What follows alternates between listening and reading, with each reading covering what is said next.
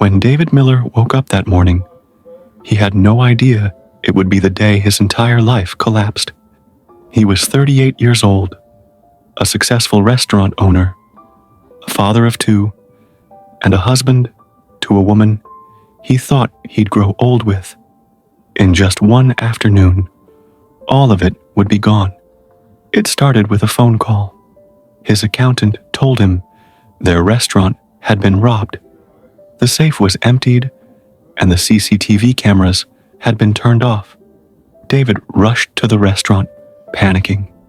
When he arrived, he found the police already there. He asked to see the footage, but everything had been erased. Only one person had access to the passwords: his wife, Lauren.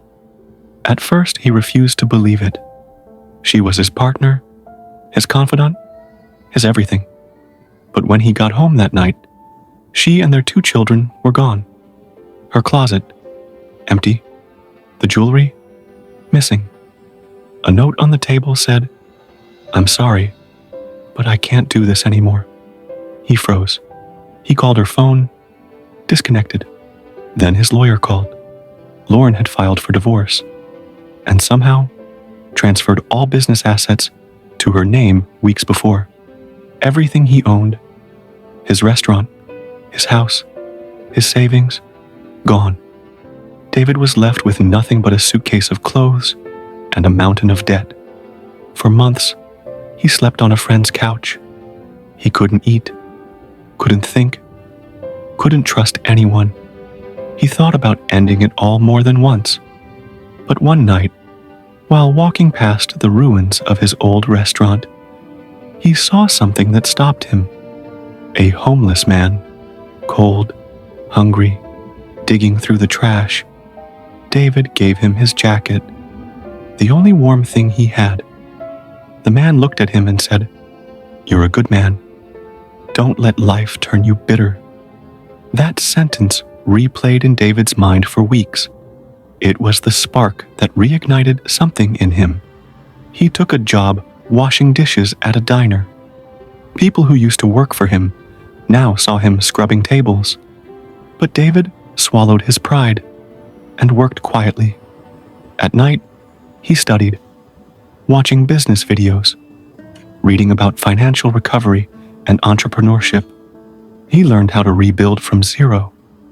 He started saving every dollar. He opened a small food truck, the Comeback Kitchen. At first, he barely made enough to survive. But word spread. People loved his food and his story. News outlets started covering him. Once a restaurant owner who lost everything, now serving second chances from a truck. A year later, the food truck became 2, then 3. He opened a new restaurant, not the biggest, not the fanciest, but one that was his. He hired people who had been through tough times, ex-convicts, single mothers, recovering addicts, people who just needed a chance, like he once did. When he was finally stable again, he received a letter. It was from Lauren. She wrote that her new relationship had fallen apart. She asked if they could meet. David agreed. They met at his new restaurant. She looked different, older, tired, defeated. She said, "I made the worst mistake of my life." "You didn't deserve any of it." David looked at her calmly and replied, "I forgive you, but that chapter of my life is closed." He paid for her meal, smiled, and walked away. It wasn't revenge that gave him peace. It was forgiveness. Years later, David opened a foundation for people who had lost everything, to teach them how to rebuild, both financially and emotionally. He often said in interviews, "Losing everything taught me what truly matters: purpose, kindness, and peace of mind." Sometimes life has to break you to rebuild you into someone better. Losing everything doesn't mean your story is over. It might just be the moment your real story begins.